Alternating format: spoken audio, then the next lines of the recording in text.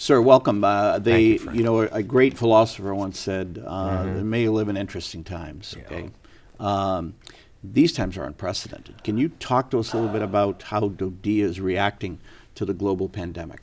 I couldn't think of a more challenging time, Frank, and at the same time, I couldn't think of a more dedicated and energetic workforce in trying to take care of our students. And that goes from the headquarters through the regions, through the superintendents. This is unprecedented. We, as an organization, if you look back over the years, have been faced with many, many challenges. I mean, when you go back to 1944 and 45 and you have the grade teachers on a boat going to an occupied countries. But over the years, we've had tsunamis, we've had volcano eruptions, we've had early return of dependence because of terrorism activities, we had to close schools, all unique, all challenges. But this pandemic is had a remarkable impact on all of us. For sure, and it's brought about some incredible concerns that some that we worry about every day, but some that we haven't even thought about, frankly, in either of other school districts. Yes. Health and safety paramount for us, but absolutely. Continuity of education's got to be on your mind. And that's always a balance, Frank, and I think that as we're going through this, and you can see it working its way across the globe. So it starts in the Pacific. The epicenter happens to be in Europe now as it transitions to the United States.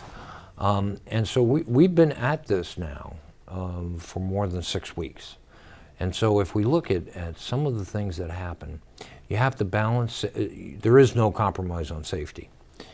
But as you look at the midterm, long term, the continuity of education is very, very critical. And I have to say that I couldn't be more delighted with the wonderful innovation that happened at principal level, superintendent level, teacher level on digital learning. And there's a big difference between providing parents digital information, educational information on the web, and actually digital learning. And to keep the continuity of education, it's digital learning. And it's remarkable the examples that I've seen, teachers with Google Classroom online, with attendance, with assignments, with parents assisting their children at home. And it just has been remarkable. It's headed by the Director of Student Excellence in the regions. And again, we started in the Pacific and learned, lessons learned, and now in Europe we're continuing that model.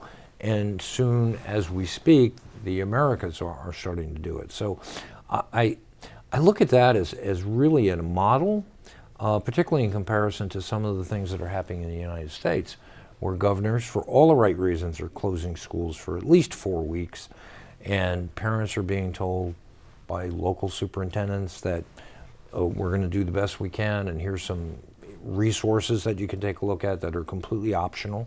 So that's not to say they're wrong.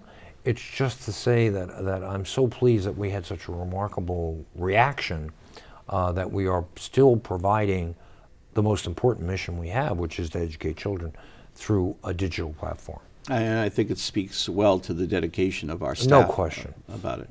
Closures, you said in states worrying about those. What is the process in DoDEA by which a school is closed when we have a situation like this? Well, as the director, I can open and close schools, and that would be completely foolhardy if I did that in isolation. So what we do is work with the local military commanders who have access to the local officials, who have access to their own medical staff, doctors who can advise, and based on a combination of their mission and and how they assess the risk based on the advice that they have and the facts that they have at their disposal, based on their recommendation, we support them because we support the military mission at the same time doing our education mission for children. So it's a joint effort, and it's absolutely collaborative. And I would imagine that assessment has a big medical piece to it, which No we doubt. look to the commands for on the. No doubt. Each command has a physician who's and a medac that will make recommendations to the commanders at every level, but principally at the installation level, where the two-star or colonel has or captain has access to that kind of information, can make a reasonable assessment, and we will work closely with them to determine what's best for our families and our children. And so I know that sanitation and hygiene and the cleanliness of our schools is always a concern. Can you speak a little bit to that? Absolutely, Frank, and particularly in this environment, because I know parents will be particularly concerned about the schools that they're sending their children back to. So let's take a step back and remind folks that our schools are remarkably clean to start with. And so before we reopen a school, we will ensure that they're clean to the CDC level of cleanliness, to include disinfecting of surfaces, make sure that there's sufficient sanitation, hand washing available, that open areas are treated, and again, keeping with the CDC policy, and so we can assure our patrons and our staff that the schools will be very, very clean. So beyond those concerns that we talk about, I'm sure that there are some students that you worry about, okay? Well, of all the students I worry about and all the support that we provide parents, I'm particularly concerned with our seniors. And we've had a number of principals and counselors reach out to every senior and their parents to make sure that they're on track. Many high schools have digital bell sessions, and we're particularly the seniors can keep track. We don't want to put anyone at risk of higher ed or the next career determinations. And I think that we're on track, and I think we're leading the way with that. But of course, that's in an evolving environment here in the United States, where many colleges have already decided to go online and have the spring semester at home. And so I think that I was originally very concerned about admissions and not harming those. But I think that we'll see remarkable flexibility on everyone's part, particularly the higher institutes of higher learning, as we look for what's happening and what's happening with our graduates. Absolutely. The whole paradigm may very well change as a result of this. Which is that change aspect. The one thing we can be certain of is change, and that's. But I think in that change paradigm, it's important for us to be ahead of it and making sure that it doesn't have adverse impacts on our parents, students, and staff. Speaking of change, for our parents, those that we serve, okay, this has brought about incredible change for them, and the expectations that we have for them to work with us on this. Can you talk about that a little bit? Yeah, I couldn't think of a harder job right now than to be a parent at home. I think of back in the day when my wife would be home with 5 children who were remarkably close in age. So first grade through 9th grade, we can't adopt a homeschool model. So we can't put that kind of requirements on the spouses.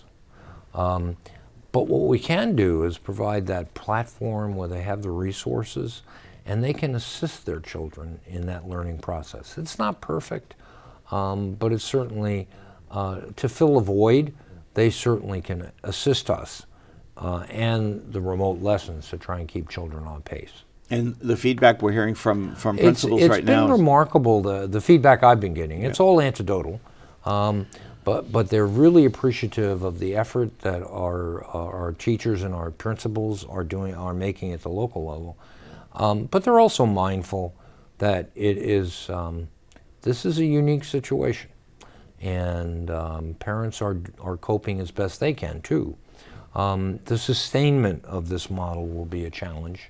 But I think we're a great start working with our partners. Parents are being remarkably helpful, and let's hope we keep that way.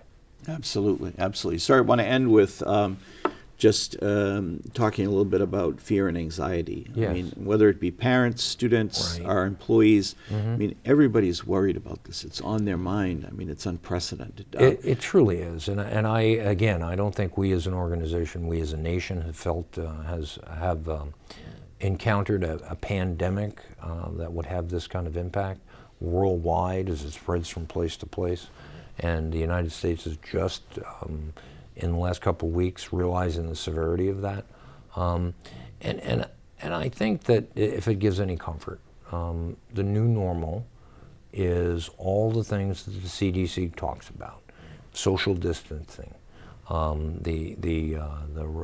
not being in crowds, the telework opportunities that we provide.